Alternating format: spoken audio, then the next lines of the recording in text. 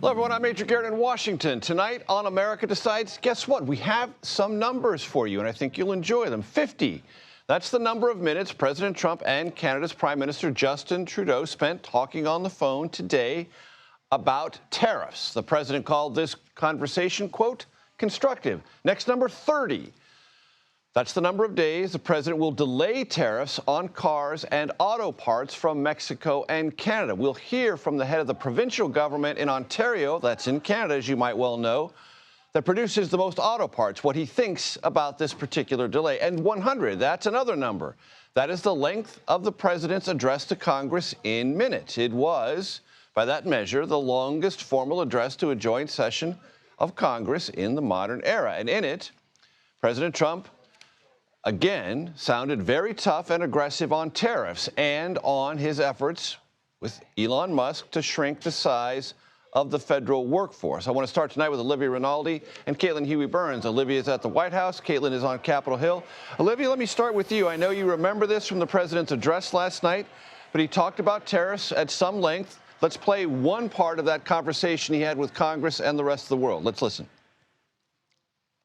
Other countries have used tariffs against us for decades, and now it's our turn to start using them against those other countries. On average, the European Union, China, Brazil, India, Mexico, and Canada, have you heard of them? And countless other nations charge us tremendously higher tariffs than we charge them. It's very unfair. And yet, Olivia, today there was some reassessment of that, and exemptions were imposed to protect certain economic sectors from these tariffs. What can you tell us? Yeah, there certainly was a change in tone today, Major, here at the White House. Caroline Leavitt, the White House press secretary, announced that after speaking with the heads of the big three automakers, Stellantis, Ford, and General Motors, there will be a 1-month pause on any auto tariffs coming across Mexico and Canada. Now, she said this came as a request from those big three. They had a conversation with Trump yesterday. We know that that happened before his State of the Union. And as a result, there is a 1-month pause on their tariffs. And I do want to underscore how important this is, because we think of the auto industry and we think of made in America cars, but that's not exactly quite right.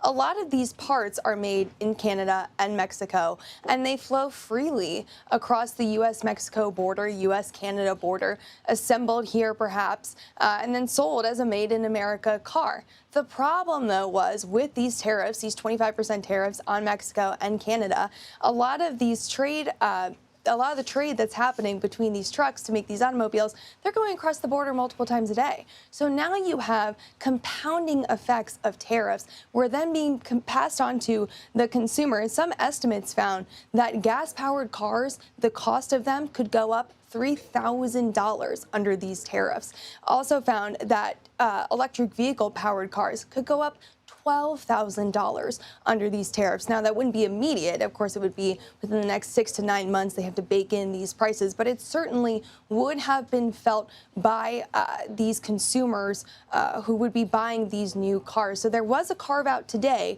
for the auto industry, but I do want to note one last thing that Vice President Vance actually just said when he was at the border, and he was asked, look, the auto industry got a carve out on these tariffs. What about other industries? Is there anyone else you're looking at? He just said that there are a number of industries that have also reached out to the White House asking for these exemptions. However, Trump doesn't want 500 different industries getting 500 different carve out. So businesses are already seeing the impact of, hey, the auto industry was able to get out of this for at least a month. What about us? So you're starting to see some pushback from businesses specifically on these tariffs. Olivia, thank you very much for that. Caitlin, I want to talk to you about what Olivia just summarized, which is this carve-out for the auto parts and auto makers, because, in part, the Trump administration knows that the USMCA, the trade deal it negotiated in its first term with Canada and Mexico, creates protections for these industries. And they can bring a claim against this administration for violating the very treaty that it negotiated. And other industries could do the same. Yes, I know the vice president just said, according to Olivia's excellent reporting, that they don't want to have 500 different carve-outs, but there's reason for these industries to say, hey, wait a minute. You put together a whole roadmap for trade between the United States, Canada, and Mexico, and you're the one violating your own negotiated trade pact. I'm sure that was part of the post-address conversation on the Hill today. Well, it's interesting, Major, because as Olivia was describing that, I was thinking that there are a lot of lawmakers here on Capitol Hill wanting carve-outs as well. They're very nervous about what this would look like. They are giving the president lots of room and latitude, to use their words, to make these kinds of deals, hoping that in the long run it's better for their constituents and for American workers. But there is no doubt they are worried, and they are trying to raise some of these concerns. I mean, they're looking at the stock market like everybody else. They're looking at what Olivia just described, these possibilities that could be passed on to constituents, and especially those in heavy manufacturing states, big farming states, and others, you know, concerned about their own industries in their states and their constituents as well. So they're happy to give the president some room here, and they like to say that, look,